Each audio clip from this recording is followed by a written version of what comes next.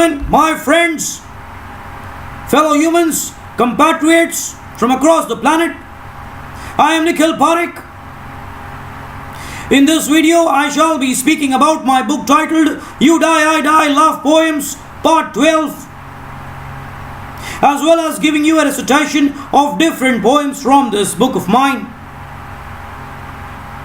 So friends, let me commence with an introduction to this book. About the poetry book.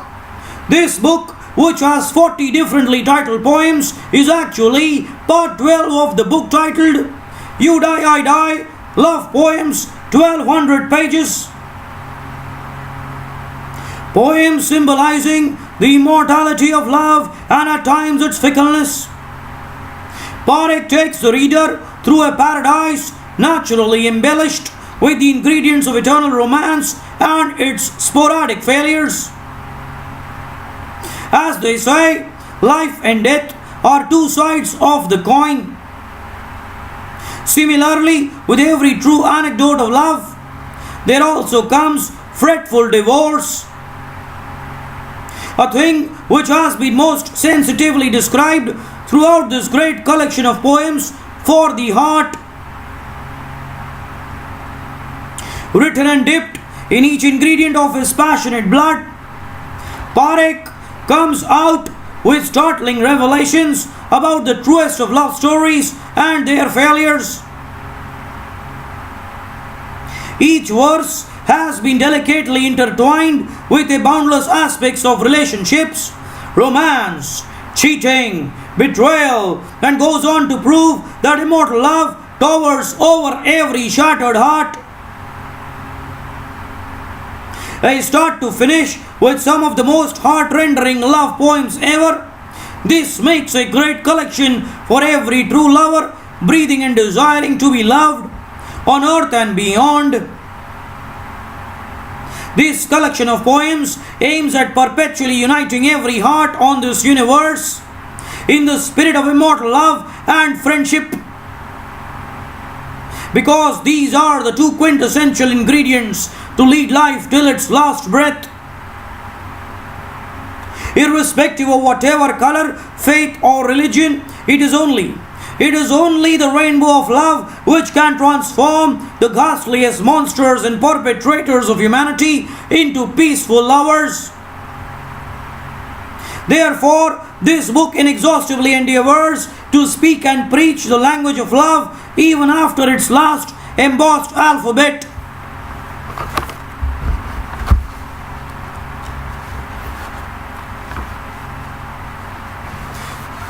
So now, ladies and gentlemen, I shall now be giving you a recitation of 4 different poems from this book of mine. These are with the title, Can True Love Ever Dream of Being Destroyed? Wagon of Love, Jump, and Every Heart Wanted to Bathe. Of course, at any juncture of exuberant existence, you can purchase this book of mine in the ebook format from Amazon.com. So, ladies and gentlemen, here is a recitation of my poem titled Can True Love Ever Dream of Being Destroyed? From this book of mine. Can callous stones lying on the ground ever dream of flying? Ever dream of flying, soaring high in the clouds abreast with the birds? Can inclement rain pelting from the sky ever dream of heating the land instead of profusely soaking it? Can foliated trees swaying high and handsome with the blowing wind ever dream of transforming into a diminutive ant? Can the formidably constructed fortress ever dream of crumbling down like a pack of cards? Can the ground on which we traversed ever dream of disdainfully buckling down under our inconspicuous weight?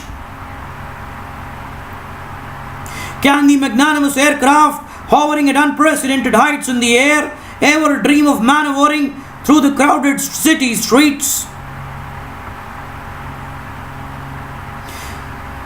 Can the dazzling sun god, can the dazzling sun god in the cosmos ever dream of submerging the atmosphere with pitch dark blackness instead of scintillating light? Instead of scintillating light? Can the dog philandering unscrupulously through the streets ever dream of not wagging his curved tail? Can the vivacious chameleon bouncing between the hedges ever dream of not changing its enchanting color? Can the nectar oozing out bountifully from beehives ever dream of being as salty as the wild sea? Can the summit of the colossal mountain ever dream of being in close quarters with the dilapidated road? Can the inebriating elixir of opulent wine ever dream of being like crystalline mineral water? Can the ominous scorpion merrily gallivanting through the jungles ever dream of not injecting its venomous sting? Can the greasy lubricating oil ever dream of not impregnating the surface with a slippery sheen?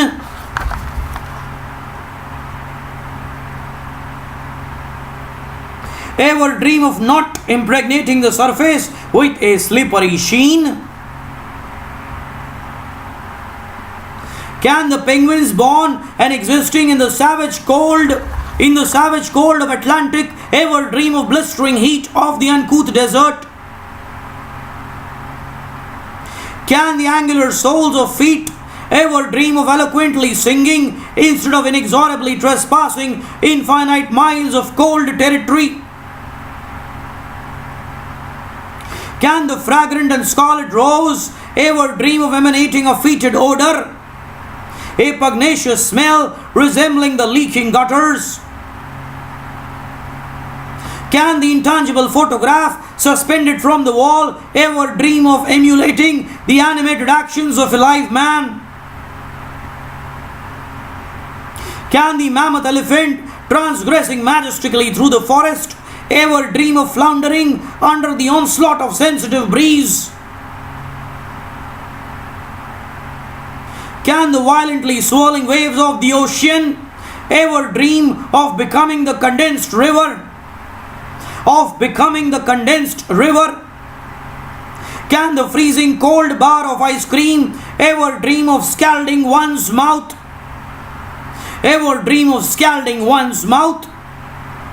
Can the hideously towering demon brutally massacring innocuous people ever dream of replicating God? Can the hideously towering demon brutally massacring innocuous people ever dream of replicating God?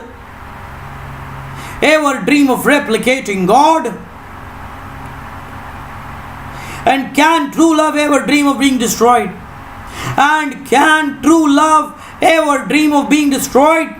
Even if there came the greatest force from society to dismantle it, the wisest man in space to rebuke it, the mightiest power on earth to decimate it? And can true love ever dream of being destroyed, even if there came the greatest force from society to dismantle it, the wisest man in space to rebuke it, the mightiest power on earth to decimate it? Ladies and gentlemen, I shall now be giving you a recitation of my poem titled Wagon of Love. So here is a recitation of my poem. The wagon of relentlessly enthralling enchantment exuberantly ran on wheels of tantalizingly mesmerizing fantasy. The wagon of compassionately heartfelt emotions amiably ran on the wheels of symbiotically holistic togetherness. The wagon of celestially gratifying tranquility affably ran on the wheels of selflessly bonding contentment. The wagon of omnipotently miraculous healing unitedly ran on the wheels of philanthropically glorious solidarity.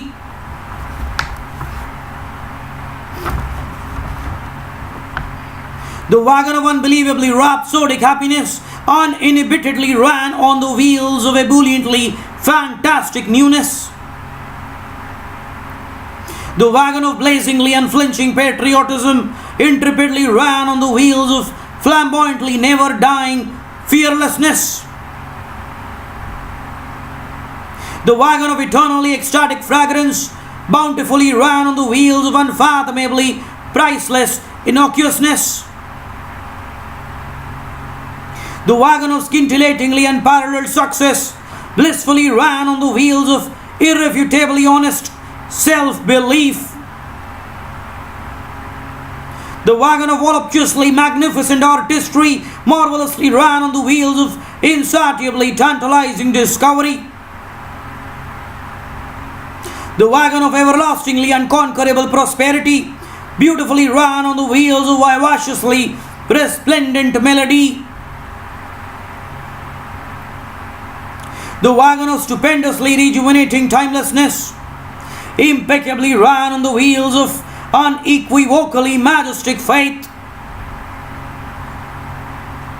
The wagon of graciously charming color vividly ran on the wheels of enthusiastically perennial humanity. The wagon of invincibly omnipresent unity synergistically ran on the wheels of sacredly blessing mankind. The wagon of fathomlessly reinvigorating beauty immaculately ran on the wheels of unassailably regal truth. The wagon of innocently unadulterated sleep aristocratically ran on the wheels of bounteously milky moonlight. The wagon of ubiquitously benevolent peace ingratiatingly ran on the wheels of ardently mutual sharing. The wagon of emolliently omniscient purity impregnably ran on the wheels of spotlessly magical conscience. The wagon of vibrantly unfolding life perpetually ran on the wheels of charismatically unshakable breath. And the wagon of immortally burgeoning love divinely ran on the wheels of passionately thundering heart. And the wagon of immortally burgeoning love divinely ran on the wheels of passionately thundering heart.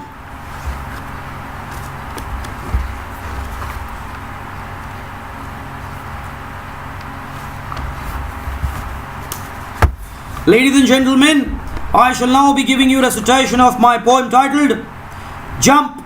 So here is a recitation of this poem of mine. Don't jump into the acrimoniously blazing fires. You will get gruesomely charred to infinitesimal chunks of barbarically threadbare ash.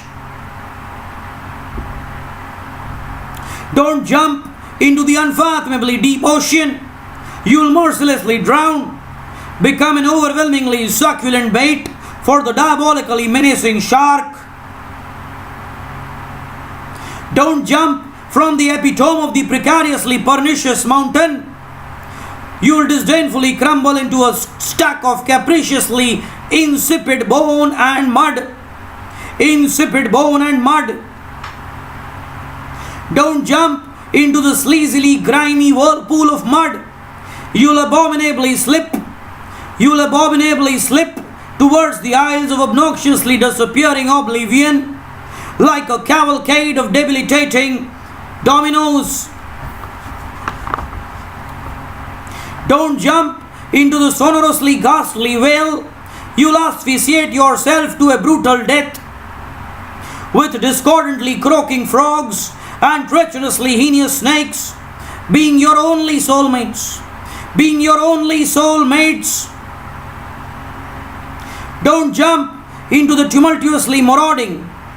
Don't jump into the tumultuously marauding lion's den. You'll be ruthlessly pulverized to evanescent mincemeat by his satanic jaws for just a tantalizingly appetizing starter. For just a tantalizingly appetizing starter to his midday meal. Don't jump into the web of savagely derogatory lies. Don't jump into the web of savagely derogatory lies. You'll be unsparingly lambasted into realms of torturously tyrannical hell, with each ingredient of your impeccable blood ominously metamorphosing into the gory devil. Into the gory devil. Don't jump into the remorsefully morbid graveyard. You'll feel miserably entrenched with an unsurpassable fleet of penalizing ghosts, with an unsurpassable fleet of penalizing ghosts and invidious corpse. Invidious corpse. Don't jump into the island of cold-blooded emptiness. You'll feel like a breathing statue, all right. Don't jump into the island of cold-blooded emptiness. You'll feel like a breathing statue, all right, but without the most obfuscated trace of vibrant life or stupendously exhilarating breath. Don't jump into the circus of insidious manipulation. You'll have to devour savage. You'll have to devour sewage more derogatorily fetid than the gutters, as each instant unfold into a wholesome minute. Don't jump into the rambunctiously prowling crocodile pool. You'll soon feel that the ants were much bigger than yourself in size, as the devilish monsters sucked even the last droplet of your poignant blood. Don't jump into the hideous vulture's nest.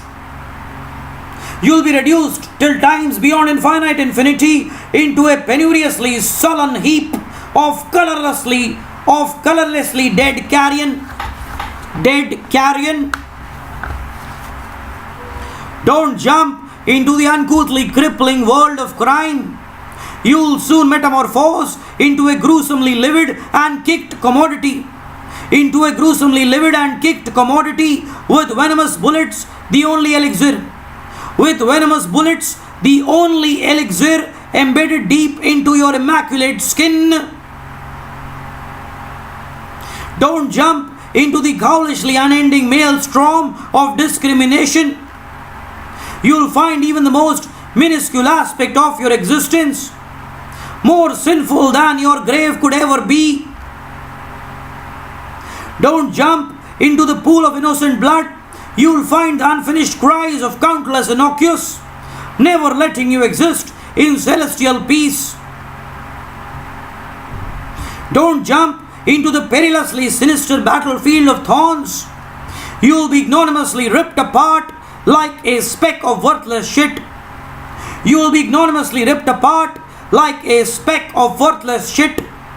Tasting vindictively hostile blood on every step that you dolorously slithered.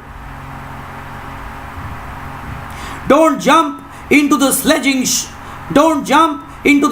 shackles of insane frustration.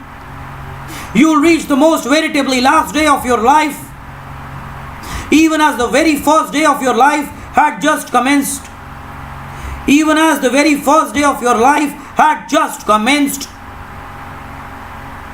Don't jump into the land of perfidiously agonizing betrayal. You'll baselessly crucify every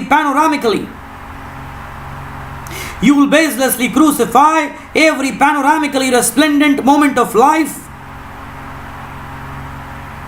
Transform yourself into a breathing ghost.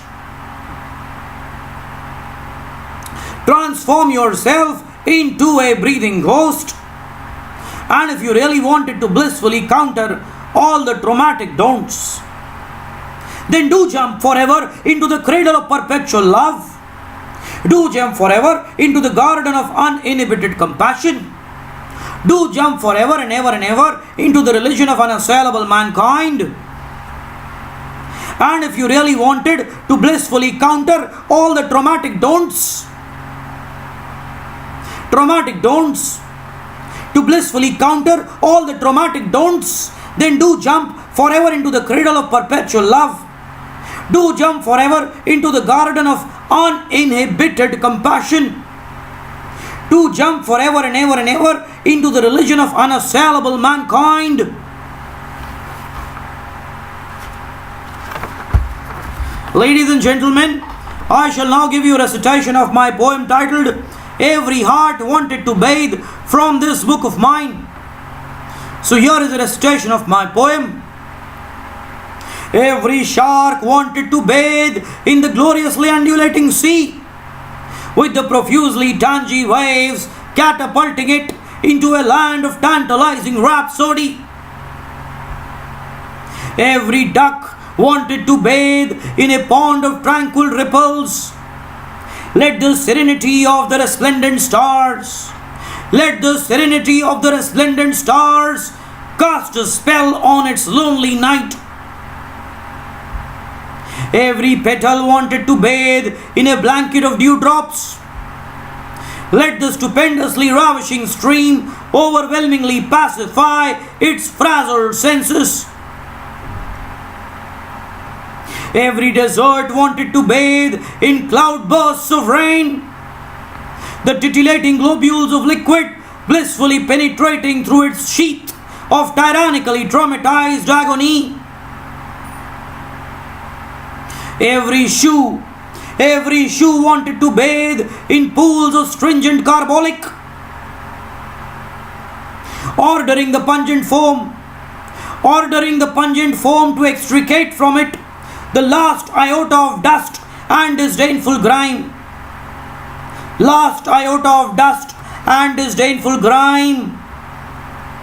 Every dwelling wanted to bathe in whirlpools of fresh paint, rejuvenating its dolorously dilapidated exteriors with vivacious coats of nascent paint.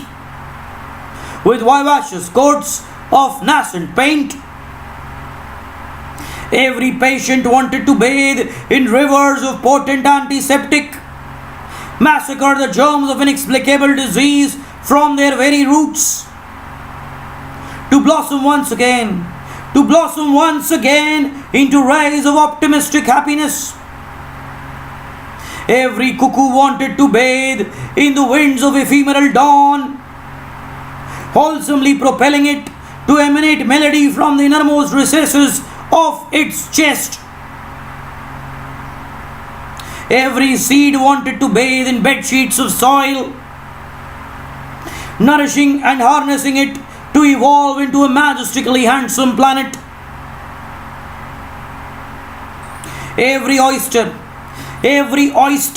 wanted to bathe in festoons of shimmering pearls, bask in the incredulously magnificent aura of royalty for centuries immemorial.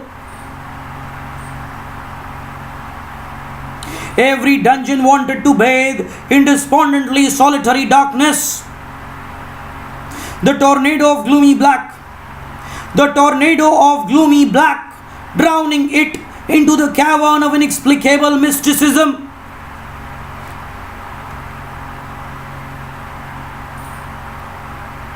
Every nose wanted to bathe in a maelstrom of fascinating perfume, letting the heavenly redolence tickle its tunnels beyond the realms of mesmerizing paradise.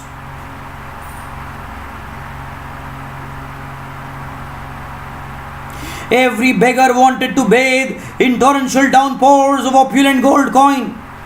Every beggar wanted to bathe in torrential downpours of opulent gold coin.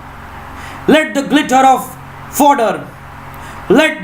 of indispensable fodder enlighten his forlorn paths of bizarre starvation. Every bee wanted to bathe in cascades of wonderfully golden honey, rambunctiously humming its flurry of animated tunes till the sun slipped gorgeously behind the horizons. Every mouse wanted to bathe in a mirage of tangy cheese. Let the mountain of salubriously robust energy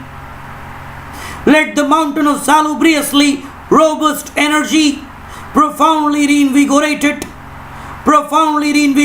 to unfathomable dimensions beyond the cosmos. Every mosquito wanted to bathe in fountains of macabre blood, feasting its famished intestines to everlasting boundaries of blissful contentment.